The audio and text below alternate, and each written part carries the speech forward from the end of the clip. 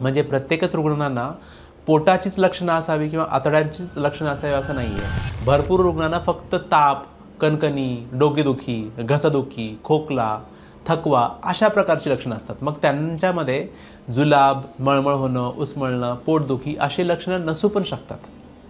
त्याच्यामुळे पोटाची लक्षणं असतील किंवा नसतील, तो टायफॉईड असण्याची शक्यता बऱ्यापैकी असते.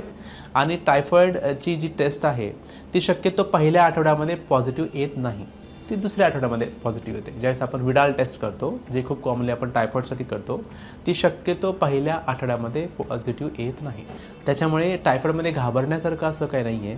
जर तुम्हाला ही लक्षणं असतील तर तुम्ही डॉक्टरांना दाखवू शकता, टायफॉईडची तपासणी करू शकतो आणि टायफॉईड असेल तर आपण त्यांना अँटीबायोटिकनी सहज ठीक करू शकतो. फक्त तुम्हाला अन्न आणि पाणी खराब ठिकाणून नाही घ्यायचं आहे.